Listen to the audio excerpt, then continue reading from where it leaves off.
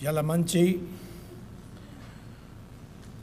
Mr. Schwartz, Mr. Benkin, and ladies and gentlemen in this August hall, meeting on a great mission that we are all working on as to how to further consolidate Indo-Israel relations. Although the title is Hindu-Jew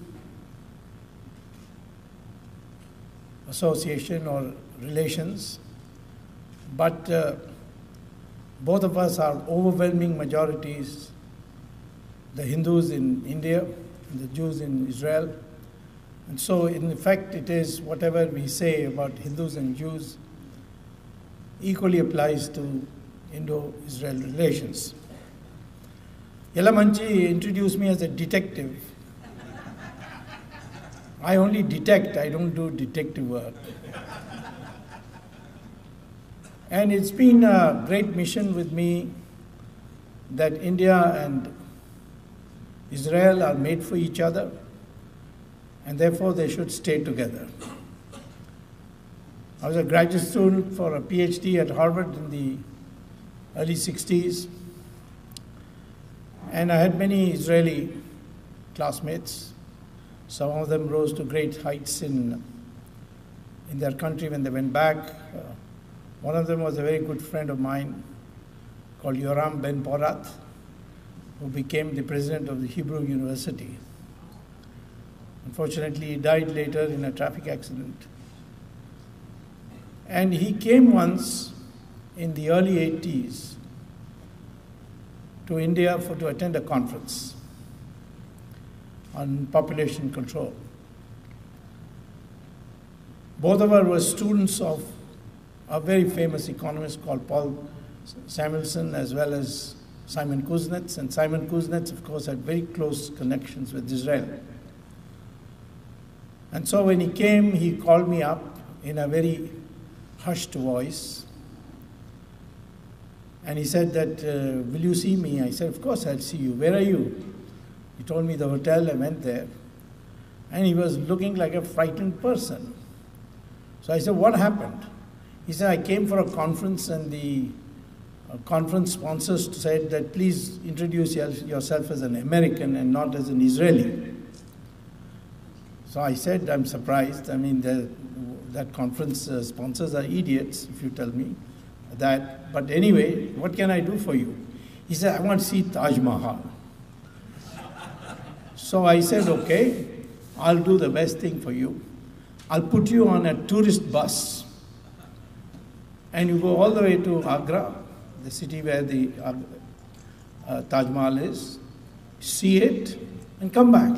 He said, but what will happen to me when I go there? People warn me I should not reveal my identity. I said, don't be silly. Just tell everybody, I am an Israeli, and see the reaction. So he went and came back, and he was a transformed man. He was effusive, he was back to his old self. I said, what happened? He said, I sat in the bus, the guy next to me asked me, which country you're from? I said, Israel. He said, Israel, they are our friends.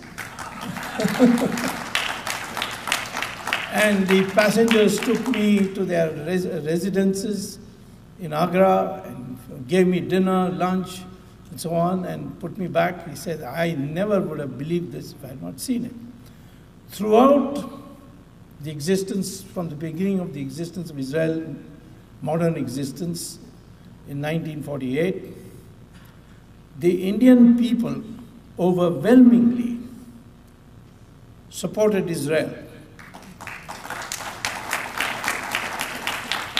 And that's for the courage that the Israelis showed.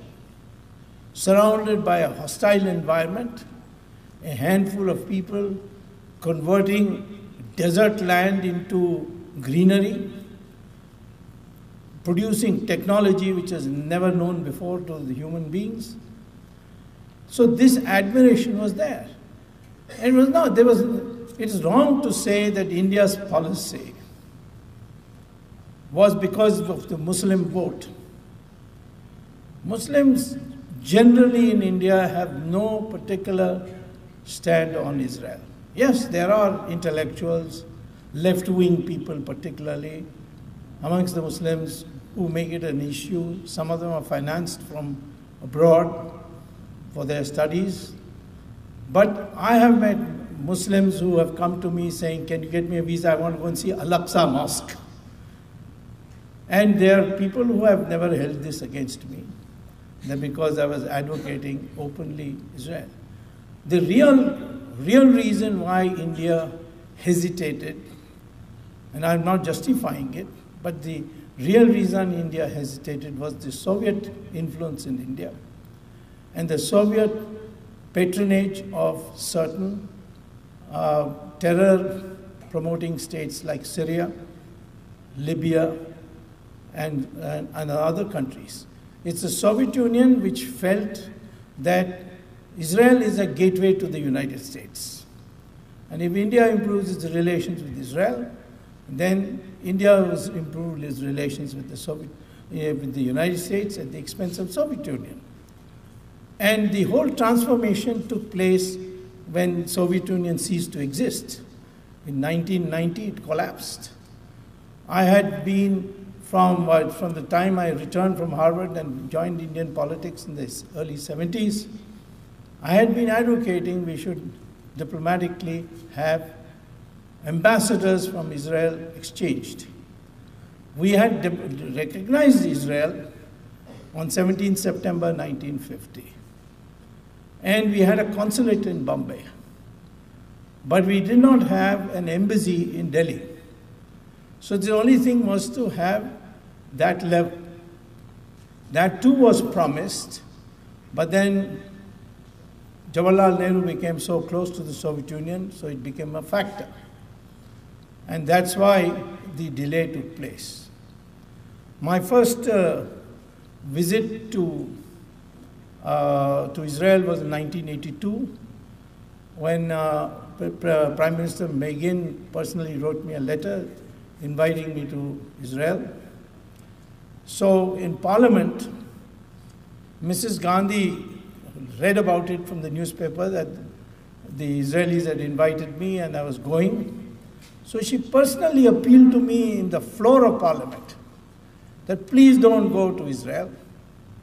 I said, I'm not a member of your party that you should ask me this question. So she said, no, but the impression will be that you are going with my support.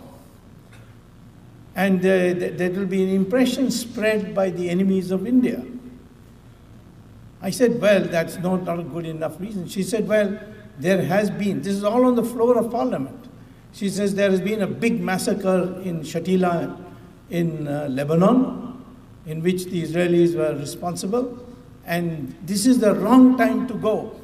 I urge you once again. I said, I'm ready to agree to you if you can show me one country in the world where their massacre has not taken place. I'll go to that country. In fact, at that very time, there was a huge massacre which took place in Assam in India. And I pointed it out to her. And then, when finally I was about to leave, I got a call from her to have tea in her office. And she told me that I wish we could have had good relations with Israel. But I'm sorry, I've got these compulsions. And therefore I can't do it, but wish you a good visit. So this was the undercurrent in India throughout. In 1990 or 1989, the Israeli consulate decided to invite some Indian journalists to visit Israel. They're all prominent journalists from Delhi. But the visa had to be issued in Bombay. And these journalists didn't want to go to Bombay because it would mean expenses. So they didn't want to go. The Israeli consul, they wanted the Israeli consul to buy them the ticket. But Israeli consul obviously couldn't do it. So they asked me, what's the solution? I said, issue them in Delhi. He said, in Delhi, how can we issue it? We don't have an office. I said, you come to my residence in my drawing room, you set up an office and issue the visas. So the first Israeli flag hoisted in New Delhi was on top of my residence.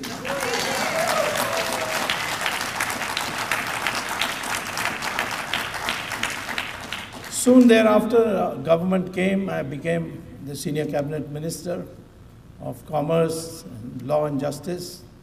And the prime minister told me, I asked the prime minister, let's recognize Israel.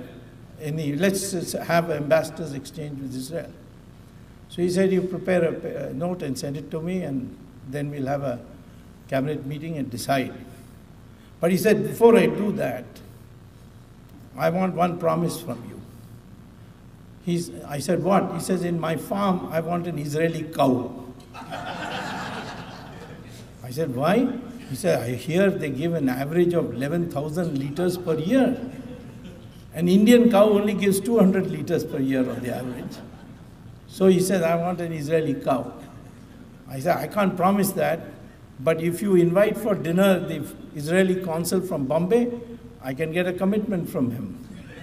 So the first Israeli consul meeting the Prime Minister of India, Mr. Chandrasekhar at that time, was at my initiative, at his residence, where we all had dinner together and we decided that we will exchange ambassadors. But two developments delayed it. One was the Gulf War I, and then the subsequent fact that our government ran into trouble and it fell.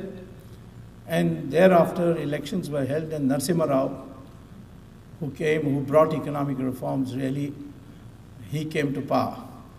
And he wanted me to join the government, but he had a condition that I would join his party. I said that I can't do, because I can never be in the Congress party. Because of the fact that Congress party had been thoroughly prepared and penetrated by the Soviet-influenced people. Mr. Benkin talked about the JNU. JNU used to be called as Kremlin on the Jamuna, you see. And of course now the character is changing with new students. They are now, JNU is also undergoing transformation. So Mr. Rao then created a special commission, gave me cabinet rank so I could attend. And it was Mr. Rao who, with great sagacity, made the decision, implemented the decision that we had already processed, and the Israeli ambassador came to India and the Indian ambassador went to Israel. And since then we have not looked back. Our strength, our relations are growing day to day. And we hear it here and there. Recently, the Pakistan terrorists entered the city of Gurdaspur in Punjab. And that's a very crucial city because it's the connecting link road-wise with Kashmir and the rest of India. And so if Gurdaspur had become taken over by the terrorists, would have had a problem. And within 4 hours, a team that we have called the SWAT team, that SWAT team finished them all off. And then the commandant was interviewed, and he said, how did you manage this operation so fast? He says, we were trained in Israel, that's why. I mentioned this to the Israeli ambassador, and he said, yes, we regularly prepare train your commando teams for anti-terror operations, and they always get the first prize in the competition amongst all the countries that we train. So today we are in a much stronger position to meet terror because of the training that Israel has given.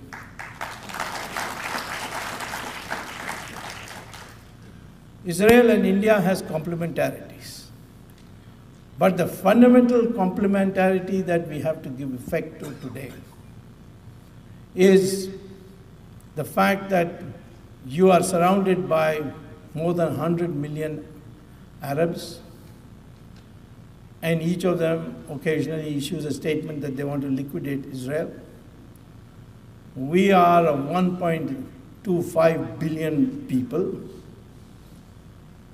and therefore your lack of manpower is our responsibility. And I'm presently working on a military agreement, a defense agreement between India and Israel, which has a clause that if ever Israel is attacked or invaded, Indian troops will land in Israel to defend it.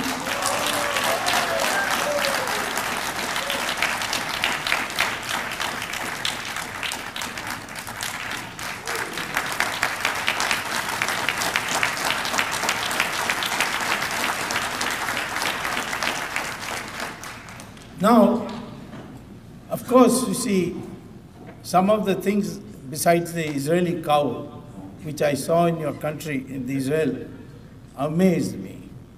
You don't have rivers, but you have desalinated seawater, and you get water 24 hours a day. We have a peninsula kind of geography, so much water, seawater, and yet we have water shortage in our country. This is one. Second is what you have done for irrigation, the drip irrigation, which has now become a craze in India. So I think, therefore, we two countries appear to have been made for each other. And we must now go on exploring more and more areas where we can cooperate. We have a major threat looming in the world, which is much worse than the threat posed by Hitler in World War II, and that is the threat of the ISIS. What they did to the Yazidis should be an eye-opener for everybody. They paraded Yazidi women naked in a marketplace and auctioned them. And the world just kept quiet. And these were the most defenseless people, the Yazidis. So this ISIS is spreading. And it has now come to the borders of India. It's certainly penetrated Pakistan. There are little pockets in India too, where you see ISIS flags. I think we have to prepare for a final major confrontation. And for that, in my opinion, ISIS itself has identified their principal enemies. India is one of them, Israel is another, United States is another. I think the time has come for the three countries to sit down and work out an arrangement by which this menace of the ISIS should be ended. I also say this much, that we have participated in almost every dimensions of human endeavor between India and Israel. I was part of a Hindu-Jew dialogue in which your chief rabbi came to New Delhi. And we had a discussion. What is the fundamental difference between our two religions? And finally it was narrowed down to only one point. And that point was that the chief rabbi said that you believe in polytheism and we believe in one God. Swami Dayanand Saraswati, who was the pioneer of this Hindu-Jew dialogue, he said, no, you got it wrong. And we believe in one God, but many manifestations. For the explanation to the people of the concept of God, we find it easier to give them human form and in multiple forms. And therefore, our commitment, our religion is founded on the idea of one God, just as Judaism is. And on that, it was concluded that two religions of ours, ancient as they are in fact in perfect harmony with each other. So even religiously, India and Israel are very, very close.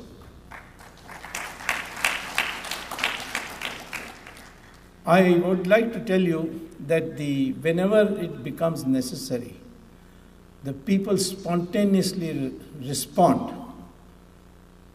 When the new Indian government, that is Narendra Modi's government, had supported the UN resolution in favor of the Hamas, there was consternation in the country. I found out that it was an old brief of the foreign ministry that just went, and the new government didn't have time to revise it. The Prime Minister told me that, in fact, he was not even aware that such a vote would be taken, that it was very peripherally discussed, and then the action was taken. To demonstrate that this was an exception, my colleague, I don't know whether he's here, Jagdish Shetty, he had, based in Bombay, he called for a public meeting to condemn the vote and to say that it will never happen again. And that meeting broke all records of such meeting. And your consul who was there, now he's called Consul General, he came and he became so emotional. He said, never would I have expected a public meeting in the city of Bombay where you come to the support of Israel when your government has taken a different stand. That is the spontaneity you will see. And it's not because you are putting the Muslim Islamic terrorists in their place. That's not the main reason. People think that's the reason. That's not the reason. The reason is the admiration for the grit of the Israelis in dealing with a variety of enemies. And sometimes the Israeli ambassador gets embarrassed, but many times we go and congratulate him on an activity which he doesn't want to own up. For example, there was a Hamas leader in Dubai, and 4 people came from somewhere, entered the hotel, went to his room, cut him to pieces, put him in a bag and put him in a garbage can and left. And the allegation was that the Israelis had done it. And later on, there was a dinner party in which the Israeli ambassador was there, and everybody was going to him and congratulating him. Wonderful, wonderful. He said, I had nothing to do with it. Israel had nothing to do with it. Nobody was prepared to believe that there is any other country in the world which can carry out such precision operations except Israel. So they said, you must teach us how to do it. Because we too have problems of some terrorists who go around in hotels and stay in Dubai. And we would like to know how that can be done. Even today, nobody knows who did it. There's not a trace. And it was done in the heart of a 5-star hotel in Dubai. These are the reasons why the Indians have an innate admiration for Israel. It has not got to do with economic, yes, we are now in trade, we are your number 1 in some places, or we are now number 4 in your total global trade and so on. We have risen quite a bit. But those are, activities which are normal. But the fundamental is the emotional bond that is developed between the Hindus, or I would say Indians and the Israelis, and that bond is difficult to break. So we can only go forward and not even an inch backwards. The relationship between India and Israel, the relations between India and Israel is irreversible. And this is now to be taken as a given in international affairs. I have some questions being said to me. Let me see. Which has got to do with this Israel matter. No. One has got to do with Rahul Gandhi. I can't deal with that now. Another about Bihar elections, I can't deal with it. So I'll deal with that in another occasion. If you send me an email, I will reply to those questions. So therefore, I am extraordinarily, thank you. He says, the question is, what specific steps we both communities can take to develop further Hindu-Jewish dialogue in Chicago? I think, first of all, you need to have a stable committee of India, Hindus and Jews, and they should make it a point to structure a association, and the association can meet in a all United States conference, and I'm sure that will be a huge response to that. Should have study groups which should work on different aspects of collaboration. The government of India would be greatly benefited by position papers coming from such an association as to how we can further our collaboration. So I think, therefore, with this environment, I'm very happy that I was part of a process in which it ultimately led to fruition. Then I started, people said there's no hope. There were many people who said you are hurting your political career by taking this stand, but it turned out quite the opposite. And that is the underlying factor, that this is what the people of both countries want. We have no conflict of interest. We have a great deal of mutuality of interests, and therefore let us bond together and build a new alliance for the world. Thank you.